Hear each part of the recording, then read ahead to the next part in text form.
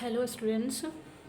आज की वीडियो में आपके chapter number 3rd and 4th पे स्टार्ट कर रही हूँ। ये एक क्विक रिवीजन होगा आपका मैट्रिक्स और डिटर्मिनेंट्स के लिए। ओके, सो स्टार्ट करते हैं आज की वीडियो। ये क्विक रिवीजन है तो इसमें मैं आपको सारी चीज़ें शॉर्ट में बताऊँगी, लेकिन ये याद रखनी है क्योंकि एमसीक्यू में ये आपको बहुत हेल्प करेगी। ठीक है, तो चलिए स्टार्ट करते हैं अपनी फर्स्ट डेफिनेशन से। What is a matrix? Matrix क्या होती है? तो नॉर्मल सिंपल सी लैंग्वेज में याद रखता है, matrix is A rectangular arrangement of elements. क्या होती है मैट्रिक्स?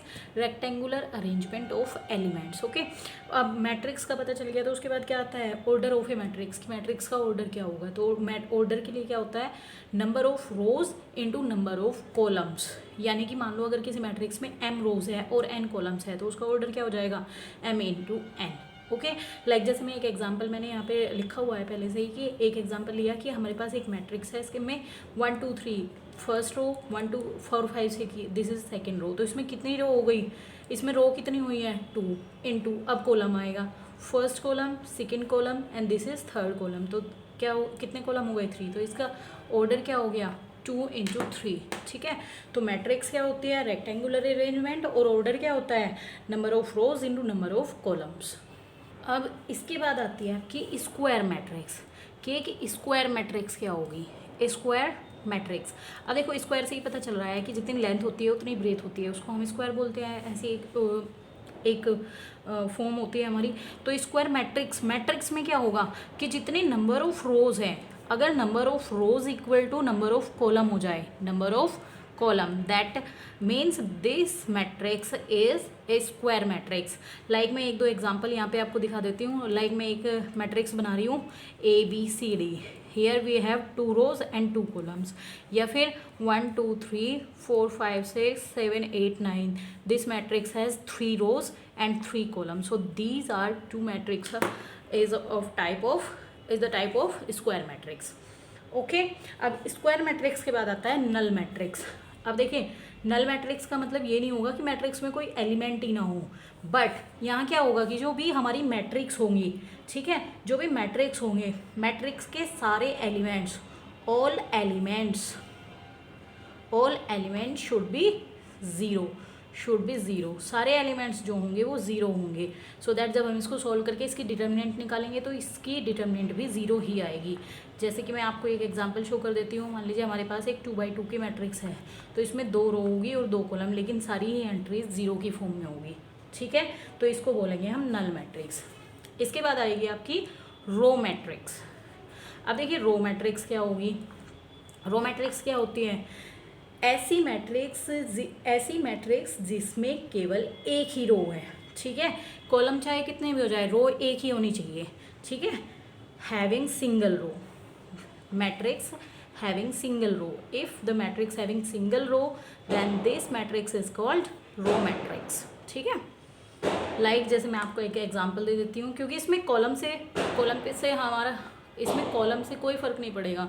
हाँ, इसमें हमारी रो 1 होनी चाहिए। लाइक 1 2, यहाँ पे कॉलम 2 है बट रो 1 है। लाइक 1 2 3 4, यहाँ पे भी हमारी रो 1 है बट कॉलम 4 है, लेकिन हमने यहाँ पे लिखा है रो मैट्रिक्स, तो रो 1 ही होनी चाहिए। तो ऐसी मैट्रिक्स जिनमें केवल एक रो होती है उस मैट्रिक्स को बोलते हैं हम रो मैट्रिक्स। ओके, अब इसके बाद आती है हमारी कॉलम मैट्रिक्स। अब कॉलम मैट्रिक्स में क्या होता है? लाइक रो मैट्रिक्स में क्या होता था? 1 रो होती थी। तो कॉलम मैट्रिक्स कैसी मैट्रिक्स होगी? जिसमें कॉलम 1 हो, चाहे कितने भी रो हो जाए। ठीक है, हैविंग सिंगल कॉलम। अब सिंगल कॉमन का मतलब यहाँ पे एग्जांपल्स अगर हम लिखेंगे तो इस टाइप से हो सकते हैं ABC, यानी कि देखिए यहाँ पे रो 3 है बट कॉलम 1 ही है। ठीक है, या फिर ऐसे AB, या फिर 1 0 -1 2, रो 4 है बट उसके बाद भी कॉलम हमारा 1 ही है। तो ऐसी मैट्रिक्स जिसमें केवल एक कॉलम गिवन होता है उस मैट्रिक्स को हम बोलते हैं column matrix. Okay, now diagonal matrix. Next आता है हमारा डायगोनल मैट्रिक्स का, क्योंकि आपके एमसीक्यू की फॉर्म का क्वेश्चन बनेगा, इसलिए डेफिनेशंस भी आ सकती है। लाइक आपको एक एग्जांपल गिवन होगा और आपसे पूछा जाएगा कि which type of this matrix. Okay, अब नेक्स्ट आता है डायगोनल मैट्रिक्स। डायगोनल मैट्रिक्स एक ऐसी मैट्रिक्स होती है जिसके diagonal only diagonal elements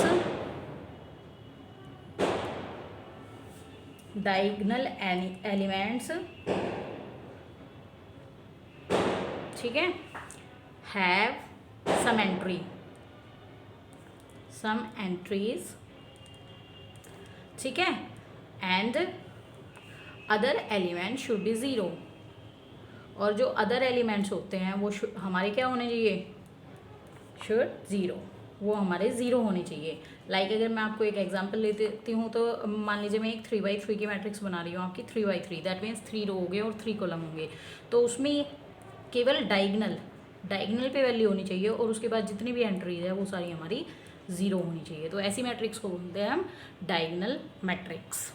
next matrix आती है हमारी आइडेंटिटी मैट्रिक्स। देखिए जो ये 3 मैट्रिक्स मैं अभी आपको बता रही हूँ, डायगोनल, आइडेंटिटी और स्केलर मैट्रिक्स, ये तीनों एक जैसी होती है, बस छोटा छोटा सा डिफरेंस होता है, उसको आपको ध्यान से सुनना है जिससे कि कोई मिस्टेक ना हो जाए आपसे, ठीक है।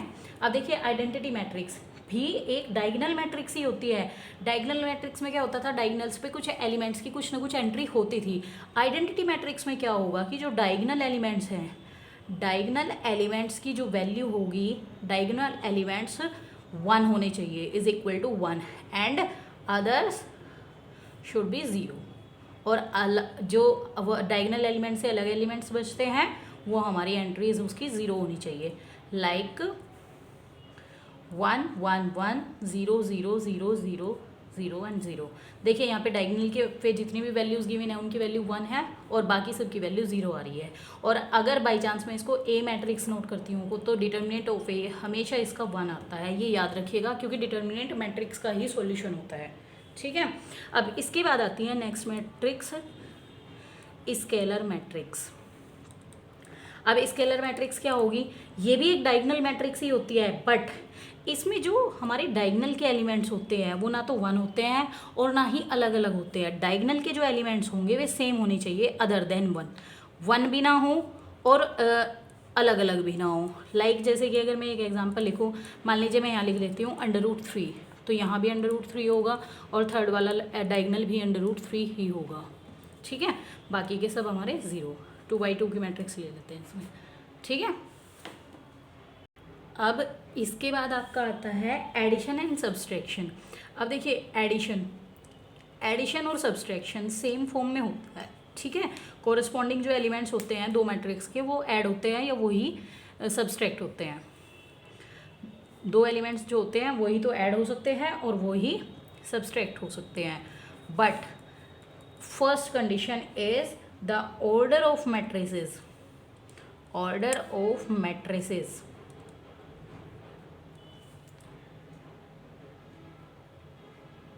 Are same. अगर मैट्रिसेस का ऑर्डर सेम है तो हमारी मैट्रिक्स या ऐड भी हो सकती है और सब्सट्रैक्ट भी हो सकती है। लेकिन अगर अलग अलग ऑर्डर हो जाते हैं, लाइक एक का ऑर्डर है 2/3 और एक का ऑर्डर गिवन है 1/3, तब ये मैट्रिक्स ऐड नहीं हो सकती है और ना ही सब्सट्रैक्ट हो सकती। तो एडिशन और सब्सट्रैक्शन के लिए फर्स्ट थिंग क्या होगी कि उनका ऑर्डर सेम होना चाहिए और उसके बाद जो कोरस्पॉन्डिंग एलिमेंट्स होते हैं वो ऐड हो जाते हैं। लाइक जैसे अगर मैं यहाँ पे एक एग्जाम्पल दूँ 1 2 3 4, ठीक है, और दूसरी मैट्रिक्स है हमारी 4 5 6 एंड -1।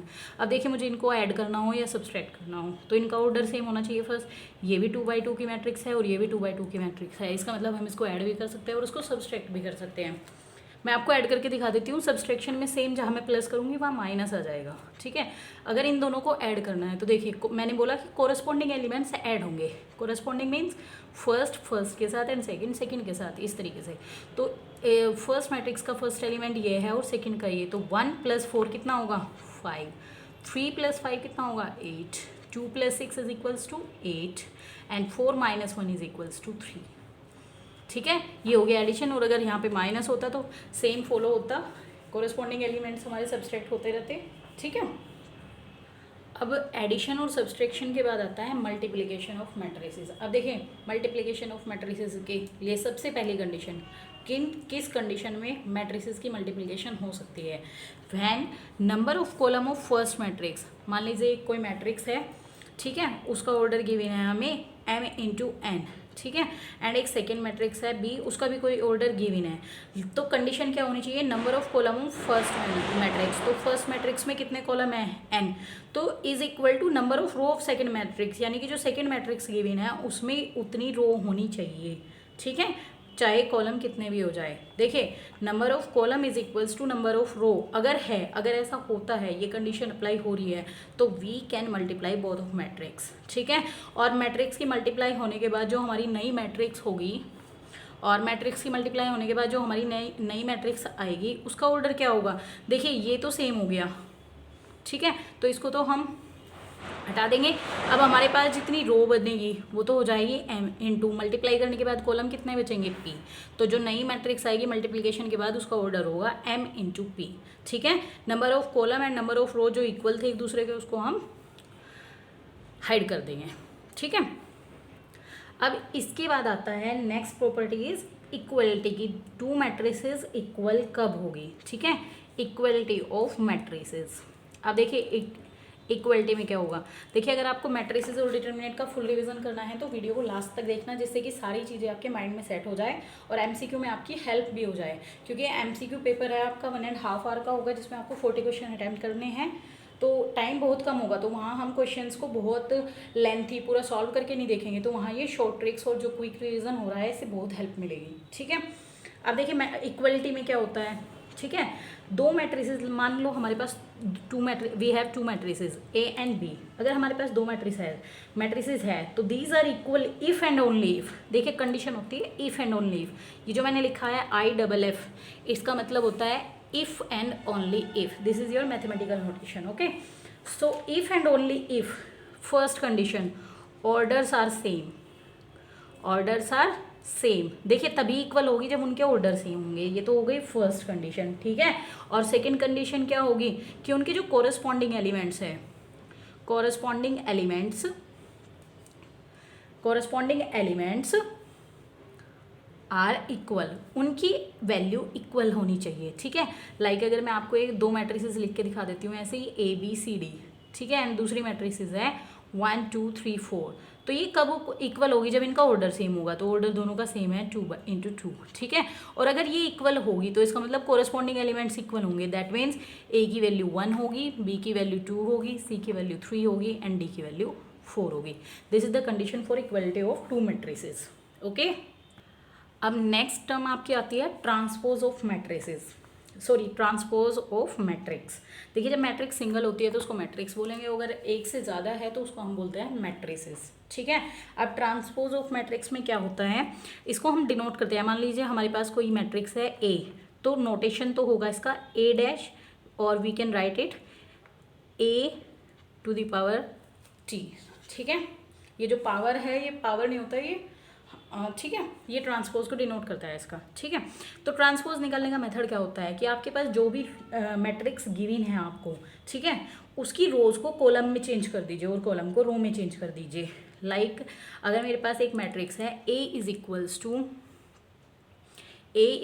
टू 1 2 3 4, तो देखिए अगर मुझे इसका ट्रांसपोज निकालना है तो ट्रांसपोज के लिए क्या करेंगे, मैंने आपको बताया कि रो को कॉलम बना दो, तो फर्स्ट रो इज़ 1 3, तो मैं इसको फर्स्ट कॉलम में कन्वर्ट कर रही हूँ, एंड सेकंड रो इज़ 2 4, तो मैं इसका सेकंड कॉलम बना दिया, तो ये हो गया transpose of A matrix A। अब अगर मैं सारी प्रॉपर्टीज़ एक ही वीडियो में आपकी करती हूँ तो वीडियो बहुत लेंथी हो जाएंगी, आप बोर हो जाओगे। आज इतनी प्रॉपर्टीज़ और इतनी डेफिनेशंस आप लोग लर्न कर लीजिए, इससे आगे के कुछ पॉइंट्स है like symmetric, skew symmetric matrix, inverse of a matrix, properties of inverse, ठीक है, definition of determinant, adjoint of A matrix, ये सारे पॉइंट्स मैं आपके नेक्स्ट वीडियो में अपलोड करूँगी, ठीक है। तो इस वीडियो को ज़्यादा से ज़्यादा लाइक और शेयर कर दीजिए सो दैट बहुत सारे स्टूडेंट्स को हेल्प हो जाए MCQs के लिए फॉर बोर्ड एग्ज़ाम्स, एंड आप लोग को बोर्ड एग्ज़ाम्स के लिए बेस्ट ऑफ लक।